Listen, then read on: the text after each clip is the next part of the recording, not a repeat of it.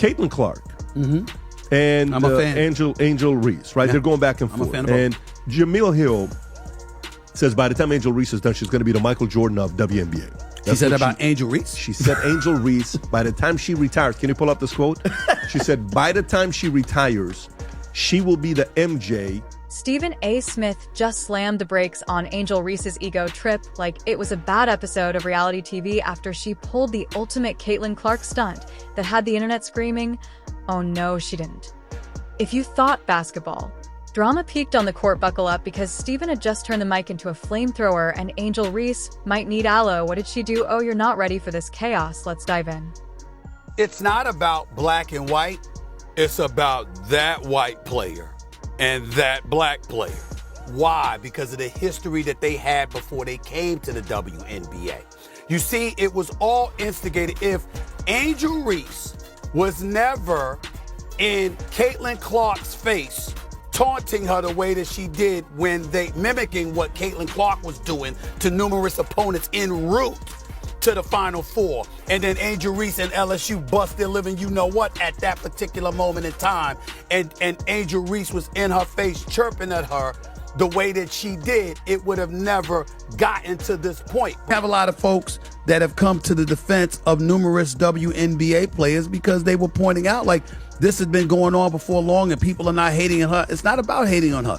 It's that you feel she is getting a level of attention that you deserved and you warranted long before she ever came along. The whole tweet, Angel Reese managed to squeeze out a whole 4 points, as if she were on a scoring diet, and Caitlin Clark's absence somehow sucked the offensive life force out of her. We're talking about the Sky v Fever game where Caitlin, let's be clear, wasn't even on the court. The girl was on the bench wrapped up like a mummy sipping Gatorade and watching the game like a proud suburban soccer mom, and still Angel Reese couldn't capitalize. The new season tipped off this weekend with several marquee matchups on the slate. Most fans were excited to see Caitlin Clark and Indiana Fever take on Angel Reese and the Chicago Sky. The game was a blowout as the Fever beat down Chicago 93-58, with Clark's triple-double leading the way. But the biggest headline coming out of the game on Saturday is the investigation the WNBA is conducting into allegations of hateful fan comments directed at Angel Reese. It happened after this play when Clark slapped at the ball after Reese grabbed an offensive rebound. I mean, how do you walk into a game where the main attraction is literally icing her ankle on the sidelines, and you decide, you know what, I'm going to have the worst game of my career today. Let's make it memorable, if that was a stunt to prove she's the anti-Caitlin mission. Accomplished, because while Caitlin was busy healing, Angel was out there putting up numbers so low they should have been followed by a sad trombone sound effect. 4 points. That's not a stat line, that's a cry for help. Because I was calling it from day one. You got people that are resentful towards her. But it's really not about her, guys. It's about what she represents. Before she ever came along, there were a lot of outstanding basketball players who happened to be black females that was doing their thing on the WNBA level. And they never got this kind of shine. And sure, she pulled down her beloved 12 rebounds. Oh, she lives for those rebounds. You'd think each rebound comes with a coupon for free Chick-fil-A the way she grabs them, like her career depends on it. Which, after this disaster, it just might. If rebounds were gold bars, she'd be rich. But points, buckets, actual offense, she's acting like scoring is beneath her, like she's doing the game a favor by not dropping double digits. A second of it. Your thoughts? Well, first of all, it's not a rivalry. Not when you lose about 35 points. That's true. It's not right. Indiana Fever's on a different level than the Chicago Sky. Let's get that out the way. Secondly, as much as we love Angel Reese because she is special, she's not Caitlin Clark as a player. Caitlin Clark is on a different level. We just have to own that. Angel Reese can rebound the basketball. She's a damn good player. She's got a bright future in the WNBA, but Caitlin Clark is next level. You know it's bad when even the commentators are trying to spin it like, well, she's contributing in other ways, like what morale she looked like. She was running cardio drills for 40 minutes. At one point, the camera caught her staring off like she was considering a second career in reality television. The real stat patters of Chicago coming soon to a streaming service near you. And let's be honest, Angel Reese used to come in with all the swagger, the lashes, laid the nails, immaculate, the attitude untouchable, but right now that stat line is giving eye. Forgot there was a game today. Her whole performance screamed I'd peaked in college. This is not the season. She promised this isn't the Bayou Barbie domination tour. This is the Desperate Housewives of WNBA and Angels holding the empty wine glass. Meanwhile, Caitlin Clark is literally getting targeted like she owes the league money, and even she finds ways to contribute, dishing assists, draining threes when they actually let her shoot, and still somehow getting double teamed like she's Steph Curry's long lost cousin. I'm going to elaborate a little bit more on that in just a second. But before I do that, I want to ask you your thoughts about apparently some racial animus that was thrown in the direction of Angel Reese. The Chicago Sky have gotten involved, talking about they're going to protect their players at all costs. The WNBA has issued a statement saying it abhors and discourages hate of any kind, etc., etc. Your thoughts about it? Here's the WNBA statement. The WNBA strongly condemns racism, hate, and discrimination in all forms. They have no place in our league or in society. We are aware of the allegations and are looking into the matter. Your thoughts about that element of all of this, where you believe it emanates from, and do you think it will ever subside? Oh man, the latter part of that, Stephen A, is quite the thing to think on. I think when you go back to the impetus of the rivalry that we have between Caitlin and Angel Reese, I remember funny clips on the internet. Angel had the stage, the spotlight, the mic, the backup dancers, and still forgot her lines. And that 12 rebound flex. Listen, it's time to admit that not all rebounds are created equal. Angel out there rebounding like the ball insulted her mother. Stat padding has become her full-time job. She's boxing out players like she's auditioning for a CrossFit commercial only to turn around and throw up a shot like it's part of an abstract art project. At this point, she's just hoarding boards like she's collecting Pokemon cards, got to catch them all, but never do anything with them. And now there are whispers, yet those ominous sports whispers about her being bench dropped, forgotten. The WNBA is not high school, where you get a gold star for trying. If you're not scoring, you're sitting. And right now, Angel Reese's best contribution to the team might be her courtside fashion. If they start cutting minutes, she might want to check with the wardrobe department instead of the coaching staff. This is supposed to be her breakout season. The moment she puts all the critics to shame proves she's not just an attitude with no altitude, but instead she's turning into the player equivalent of a viral TikTok trend that fizzled out after 2 weeks. Remember the milk crate challenge? That's Angel's career arc right now. Started high, took one wobbly step, and now we're watching in slow motion as the collapse begins. Caitlin Clark's or Angel Reese's popularity in large part is attributed to her behavior towards Caitlin Clark, because when Caitlin Clark was busy taunting opponents a couple of years back before LSU smacked Iowa around in the national championship game or so, it was Angel Reese that was clapping back at Caitlin Clark once it was Caitlin Clark's turn to have her comeuppance. And that's what made Angel Reese famous. Now, Angel Reese experienced vitriol thereafter. It was tough for her to deal with, as she articulated, and that's unfortunate because we got some no-good-ass people. And don't get it twisted, people wanted her to succeed. She's a walking headline, a quote machine, the drama, the rivalry, the image, WNBA gold. But all that shines means nothing if you can't put points on the board. 4 points ain't cutting it unless this is some sort of long-form performance art where she's making a statement about minimalism in professional sports, and now the fans are noticing.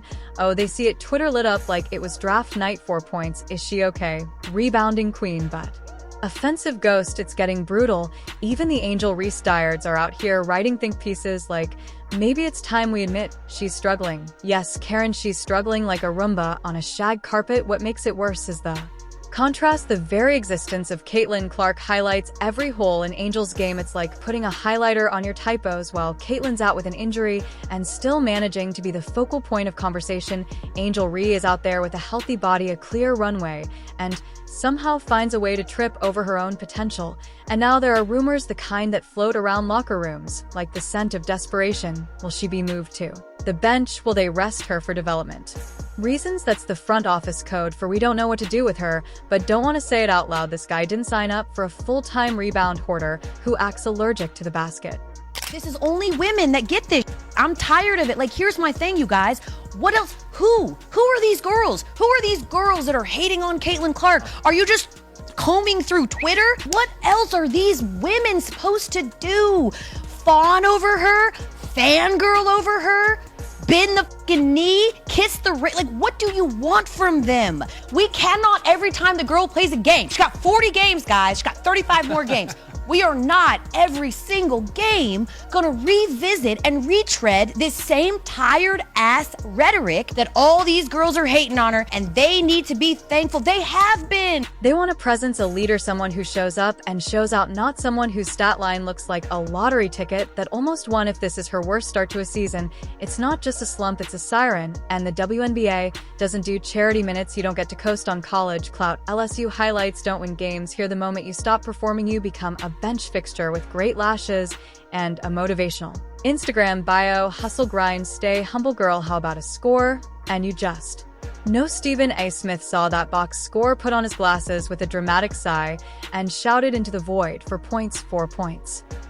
Somewhere he's already warming up the monologue. This young lady, listen to me. Now, this young lady better recognize she's not in Baton Rouge anymore, and he's not wrong. Angel Reese better find her rhythm before that stat sheet starts looking like a post-it note. No one's expecting her to drop 40, but can we get a double-digit night, maybe sprinkle in an assist, a moment of offensive clarity? Right now, it's like watching someone try to microwave a steak, confusing and upsetting, and the pressure is not easing up. Every game, every minute on the floor is now a test. She's not just playing basketball anymore.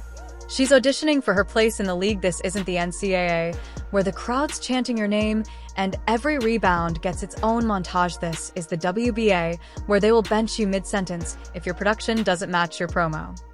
The Goose comes along, and she wreaks havoc. She's the Rookie of the Year. She's 4th in the league in MVP voting. 4th in the league, her rookie year. Wow. Outstanding. She's like Steph Curry. She can pull up from anywhere. You understand? She has that kind of capability. Didn't win a national championship. Lost to LSU one year. We lost to South Carolina another year. But she's outstanding and clearly worthy of being the #1 overall pick. And what I was saying to everybody is ride the wave. Rising tide lifts all boats. Angel Reese has two options now. Either she rebounds literally and figuratively, or she becomes the cautionary tale that ESPN turns into a 30 for 30 special. What if Angel never scored, featuring dramatic piano music and slow motion clips of missed layups? The clock's ticking, the stage is still there, but the spotlight, it's shifting. And if Angel doesn't light it up soon, she won't just be off the court, she'll be out of the conversation. And now, enter Tyler Marsh, the man with the clipboard, the headset, and apparently a Rubik's Cube strategy for Angel Reese's positioning. He's been spinning her around the court like a confused game of Twister. Now you're a power forward, now you're a stretch four, now you're what even is that formation coach? It's like he's trying to solve her performance problems with interpretive dance.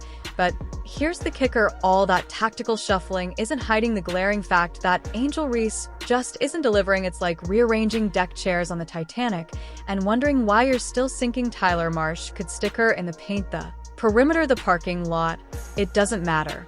If she's still out here with 4-point nights and rebound hoarding like it's her side hustle, then Houston, or in this case Chicago, we have a problem. Ball. She balled at Iowa in college. She's balled since she's been in the NBA. She came into the league last year with no break whatsoever between the college game and the pro game and did her thing. Ended up as an all-star, ended up being 4th in the league in MVP voting, was the clear winner for Rookie of the Year. No competition whatsoever in that regard. When it was really all said and done, we know what she brings to the table. Meanwhile, Caitlin Clark has been injured, like actually injured, and still managed to be the WNBA's main character. She could be in a full leg brace shooting hoops from a wheelchair, and she'd still get more buckets and assists than Angel Reese did last game. Even on her worst day, Caitlin contributes. You could toss her in with a blindfold, and she'd probably still drop a triple-double just to spite the haters. So imagine this Caitlin Clark comes back from injury, she's rested, she's angry, and she's got more fire in her than a dragon on espresso. The fever plug her back in like a cheat code.